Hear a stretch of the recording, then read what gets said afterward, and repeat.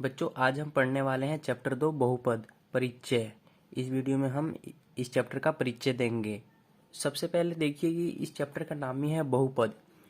ये बहुपद कैसे? बहु प्लस पद अर्थात बहुत सारे पद। हम सबसे पहले देखते हैं कि चर और अचर, ये चर राशि और अचर राशि, चर और अचर क्या होते हैं। चर होते हैं वो होते हैं एक्स वाई जेड, और अचर होते हैं 1 2 3 -5√2। मतलब जो अचर होते हैं वो कोई भी नंबर होते हैं, वास्तविक संख्याएं होती हैं ये।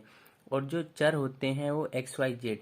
जो चर का जो मान होता है वो स्थिर नहीं रहता, इनका मान बदलता रहता है।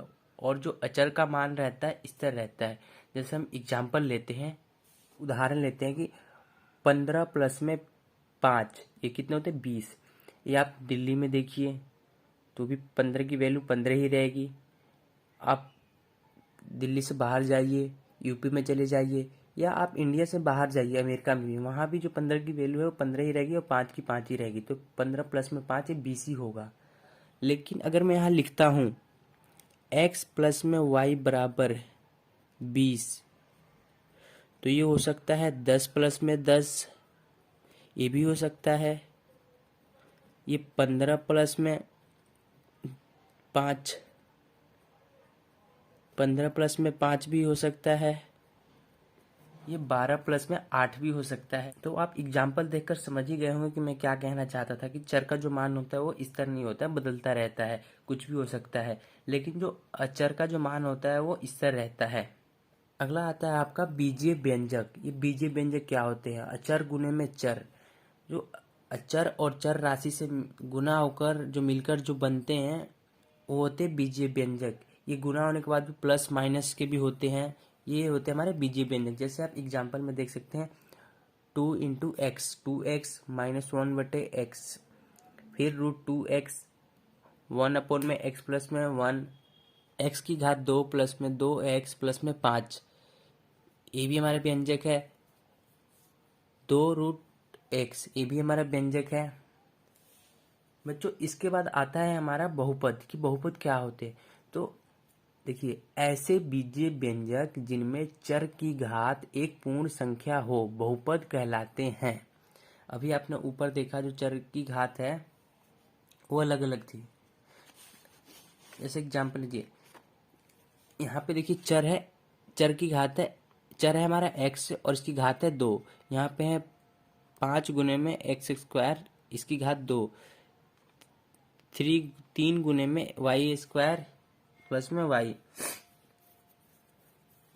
तो इसकी जो एक घात है ना, ये घात, ये एक पूर्ण संख्या होनी चाहिए तभी बहुपद कहलाएगा। पूर्ण संख्या होती है, प्राकृतिक संख्या 1 से स्टार्ट होती है, और जो पूर्ण संख्या होती है बस उसमें 0 मिला दिया जाता है। 0 से स्टार्ट होती है, 0 1 2 3 4, जहाँ ये अनंत तक, ये होती है हमारी पूर्ण संख्या। ये देखिए, जैसे ये दिया हुआ है, क्या ये बहुपद है? तो इसकी घात है 2, एक पूर्ण संख्या है, इसकी घात कुछ नहीं है तो 1 है, पूर्ण संख्या है, तो ये कि बहुपद है। यहाँ पे कुछ नहीं है तो x की घात है वो 0 है, इसलिए ये कि बहुपद है। बहुपद कब नहीं होगा? देखिए, जो घात होती है वो कभी भी भिन्न में नहीं होगी, कभी भी दशमलव में नहीं होगा। हमें सिर्फ यहाँ मतलब है सिर्फ चर की घात से। जो अचर पद है वो कुछ भी हो सकता है। जैसे अब एक ही बताइए, ये बहुपद है कि नहीं? यहाँ पे जो जो चर की घात है वो 1/2 प्लस में 1/2 है। तो यहाँ पे मैंने बताया कि भिन्न में होगा तो नहीं होगा, तो इसीलिए भिन्न में है तो ये बहुपद नहीं है। बच्चों, इसके बाद आता है आपका बहुपद की घात। इसको बोलते हैं पावर भी बोलते हैं, डिग्री भी बोलते हैं। तो बहुपद की उच्चतम घात, हाईएस्ट पावर, बहुपद की घात कहलाती है। उदाहरण में देखिए, यहाँ पे दिया है 2x² प्लस में 3x-4। यहाँ पे जो बहुपद की, जो चर की जो घात है, चर की जो घात है,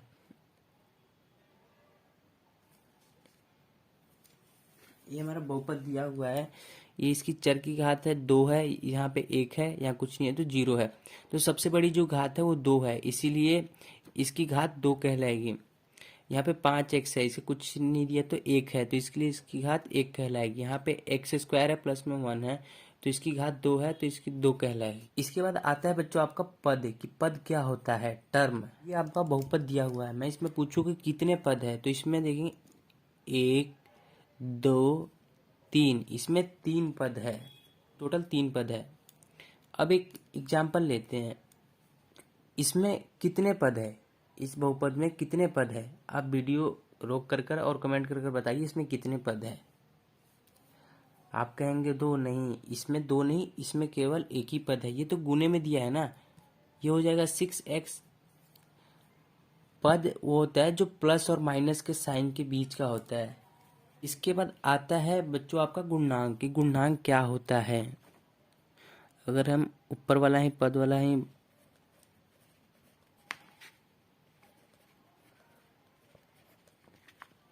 अगर मैं इसमें इस प्रश्न में पूछूं कि x स्क्वायर का गुणनांक क्या है।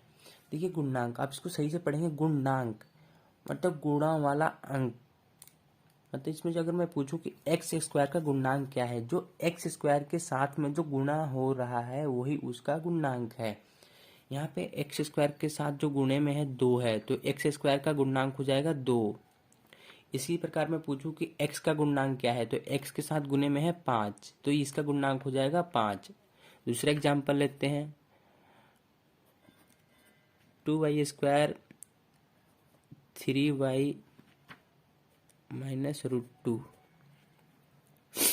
इसमें y स्क्वायर का गुणनांक है ये 2 हो जाएगा, और इसमें y का गुणनांक हो जाएगा 3 हो जाएगा। ये होता है हमारा गुणनांक।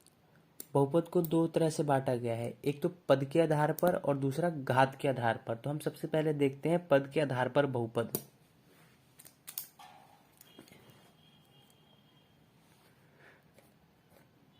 मैंने आपको अभी बताया था पद। अगर मैं पूछूं कि इस बहुपद में कितने पद है, तो आप बोलेंगे 1। तो इसीलिए यह बहुपद इस बहुपद में एक ही पद है, इसलिए यह एक पदी बहुपद है। x देख लीजिए, ये भी एग्जाम्पल है, y 5, ये सब एक पदी बहुपद के उदाहरण है।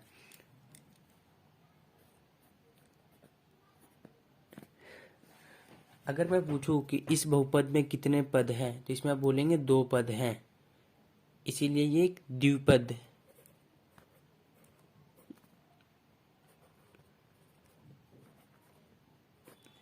इसीलिए यह एक द्विपद बहुपद है। इसकी एग्जाम्पल और देख लीजिए, y स्क्वायर प्लस 1। इसी प्रकार इस बहुपद में कितने पद हैं, तो 1 2 3, इसमें 3 पद है, इसीलिए यह एक त्रिपद बहुपद है।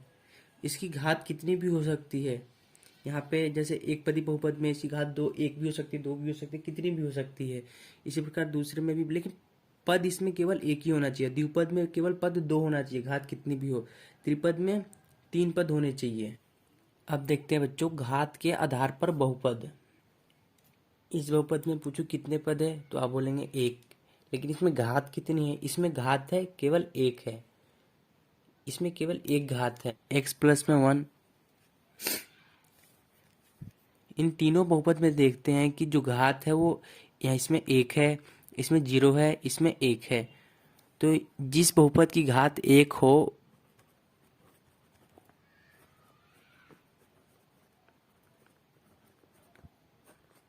जिस बहुपद की घात 1 हो उसे रेखिक बहुपद कहेंगे। और रेखिक बहुपद का व्यापक रूप होता है सिंपल फॉर्म, जैसे लिख के किस तरह का होता है, वो होता है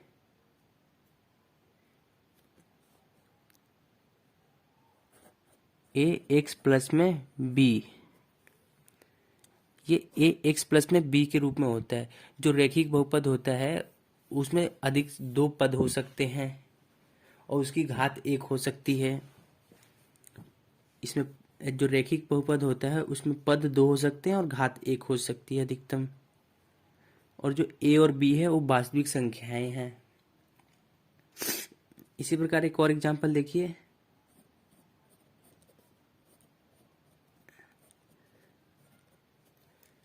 इस बहुपद में 3 पद है और इस बहुपद की घात है 2, तो ये हो जाएगा द्विघात बहुपद। ये हो गया द्विघात बहुपद। इसका जो सिंपल फॉर्म होता है ये होता है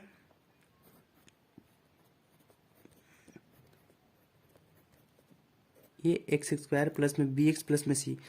ए बी सी वास्तविक संख्याएं हैं, चर राशियां हैं। इस बहुपद की घात अधिकतम 3 है और इसमें पद 4 है, तो इसको त्रिघात बहुपद कहेंगे। इसका एक और एग्जांपल लेते हैं।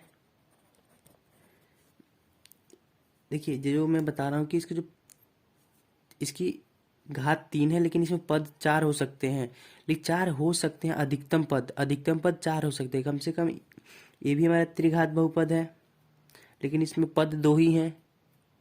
तो रैखिक बहुपद में जो घात है हमारे 1 होती हैं और पद अधिकतम 2 हो सकते हैं। और द्विघात में हमारी जो घात होती है वो 2 होती है और पद इसके 3 हो सकते हैं। और त्रिघात में हमारी घात 3 होती हैं और पद इसमें 4 हो सकते हैं अधिकतम। जो बहुपद पी एक्स ये होता है बहुपद का संकेत, मतलब पोलिनोमियल इन एक्स, मतलब एक्स में बहुपद। जिस चर में बहुपद हो वहां पे वो चर आएगा। अगर वाई में बहुपद है तो यहाँ वाई आ जाएगा, जेड में है तो जेड आ जाएगा, एक्स है एक्स में है तो एक्स आ जाएगा। जैसे एग्जांपल देख लिए 2x स्क्वायर प्लस में 5x माइनस 1 पोलिनोमियल इन एक्स, ये आपका बहुपद दिया हुआ है और ये एक्स चर में है तो इसलिए यहाँ एक्स आएगा। ये होता है बहुपद का संकेत।